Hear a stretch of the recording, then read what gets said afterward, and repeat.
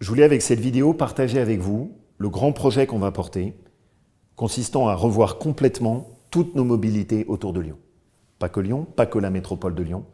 C'est l'Ain, c'est l'Isère, c'est la Loire, c'est la Drôme, c'est le territoire de Vienne, c'est l'Est lyonnais. Et l'ambition, c'est de travailler, on le fait si peu dans notre pays, où on réfléchit trop peu sur l'avenir, sur comment améliorer les transports à horizon 2035. Ce dont on parle et ce dont je vais vous parler, c'est un projet colossal, qui est à 7 milliards d'euros, et qui, pour bien des habitants de notre région, est destiné à faire gagner parfois 15 minutes, parfois une demi-heure de trajet, le matin, le soir. C'est un projet qui est sur le long terme, mais dans lequel j'ai demandé qu'il puisse y avoir des améliorations qui soient possibles au fur et à mesure, du court terme, du moyen terme, du long terme. Des choses dans 1 an, des choses dans 2 ans, des choses dans 5 ans, des choses à horizon 2035. 7 milliards d'euros, c'est un projet colossal. Et je vais essayer de vous détailler les différents points d'amélioration et ce sur quoi on travaille. Le premier d'abord, vous l'avez sous les yeux, c'est ces nouveaux trains. Alors, on ne s'en rend pas compte, mais chacun de ces outils coûte 15 millions d'euros. L'objectif, c'est de déployer ces nouveaux trains sur un certain nombre de lignes qui sont saturées et qui vont nous permettre, au lieu d'avoir un train de base qui est capable de transporter 900 personnes, d'avoir des trains qui vont monter jusqu'à 1400 personnes. On va prendre un exemple concret. Aujourd'hui, vous prenez le Mâcon-Villefranche-Lyon, 6h35, il n'y a pas de place assise. Demain, l'objectif, c'est qu'on puisse le déployer et qu'on crée cette amélioration. Pour nous, c'est le premier point de ce qu'on souhaite développer. Le deuxième, c'est ce que vous voyez tous quand vous allez à la Part-Dieu. Tout le monde se demande qu'est-ce qu'ils sont en train de faire. C'est financé en partie par la région, en partie par l'État, en partie par l'Europe. L'objectif est de créer une nouvelle voie. La gare de la Part-Dieu, c'est le début des années 80. Elle a une capacité de 35 000 voyageurs. Grâce à ces travaux, on va passer à une capacité de 175 000 voyageurs potentiels. Ensuite, on va essayer de traiter toutes les branches, le nord, le sud, l'est, l'ouest. Parlons-en ensemble. La première d'abord, c'est ce projet qu'on porte du BHNS Sathonay-Trévoux, Lyon.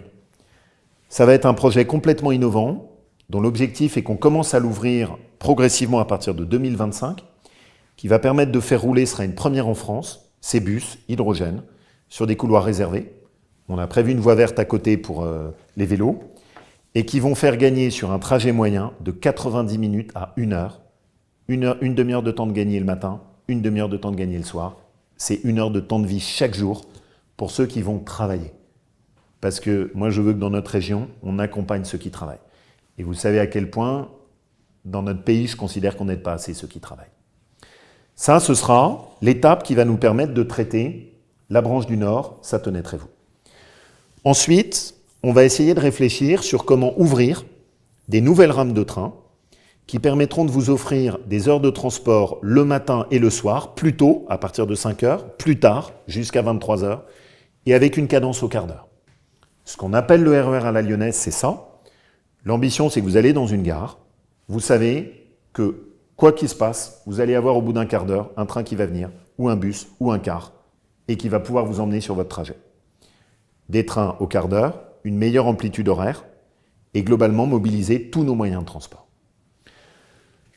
Le deuxième projet très important pour nous, c'est l'Ouest lyonnais, avec l'ambition d'abord de travailler sur la jonction qui est entre Lyon et Brignais pour pouvoir faire une desserte au quart d'heure.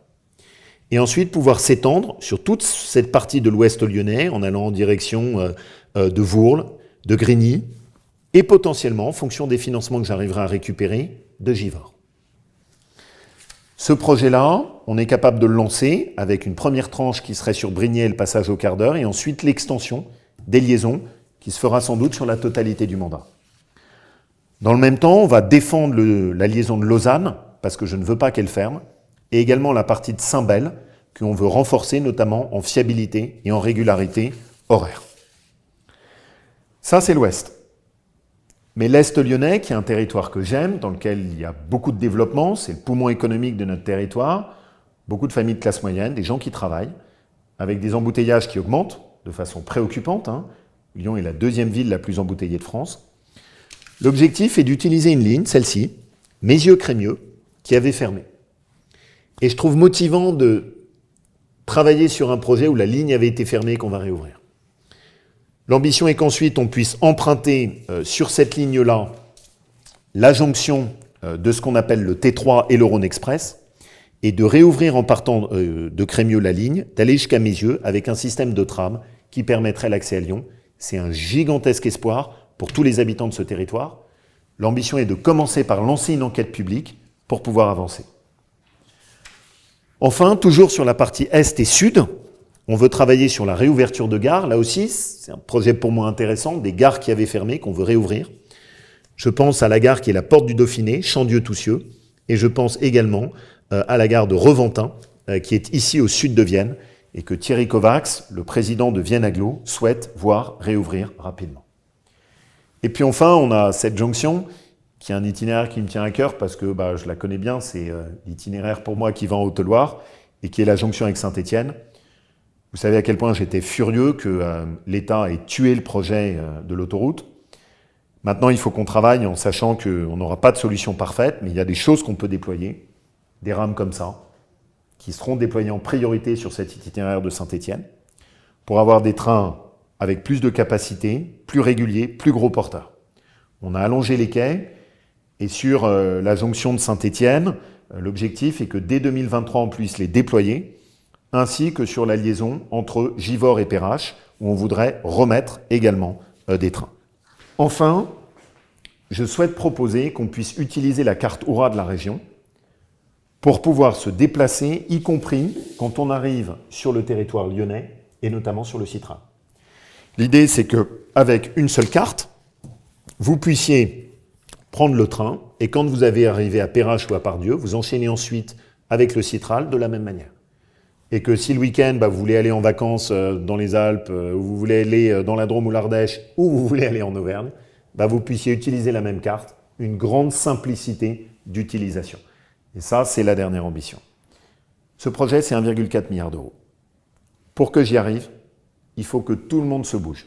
Vous savez qu'on a la région la mieux gérée de France. On va pouvoir utiliser cet argent pour pouvoir investir sur nos transports, mais ça suppose que la métropole se bouge, et qu'on sorte un peu des grands discours, que tout le monde laisse de côté les différences politiques et qu'on travaille ensemble. Il faut que l'État avance. Et je voudrais à ce point de vue quand même finir avec un coup de gueule. Aujourd'hui, il y a trop de centralisme parisien et ça n'est plus acceptable. Il y a 42 milliards d'euros qui sont prévus en ce moment sur le Grand Paris. Lyon, notre territoire d'Auvergne-Rhône-Alpes, l'État investit très peu en comparaison de ça. Et ça, c'est plus acceptable. On n'est plus au 19e siècle. Un habitant de l'Ain, de l'Isère, de la Loire, de Vienne a droit au même égard de la part du gouvernement que celui qui est au cœur de Paris. Et pour l'instant, on n'y est pas. Donc ma grande bataille, c'est d'obtenir qu'enfin, on sorte de ces financements réservés à Paris pour que nous, on puisse avoir les mêmes chances. On se résume. Un objectif d'avoir des moyens de transport au quart d'heure, plus d'amplitude horaire, c'est ce qu'on appelle le RER à la lyonnaise, des avancées tout de suite avec ces nouveaux trains, plus de capacité de transport, des projets qui vont sortir de façon échelonnée, le BHNS Satenay-Trévoux, le tram de l'Ouest lyonnais, des projets avec de l'ambition pour nous, pouvoir notamment sur nos jonctions avec Saint-Étienne, sur Vienne, Lyon, Villefranche-Lyon, mettre plus de régularité et travailler sur l'Est lyonnais. Ça suppose aussi, et je le dis clairement, que la SNCF s'améliore et à chaque fois que leurs trains sont en retard, je leur mets des pénalités parce qu'ils doivent bien considérer nos usagers et que là-dessus, je ne le sais que trop, il y a encore beaucoup de progrès à faire. C'est une grande ambition qu'on lance et qui doit amener notre région vers demain et vers l'avenir. Je voulais le partager avec vous. Au fur et à mesure, je vous rendrai compte des différentes étapes. Merci à tous.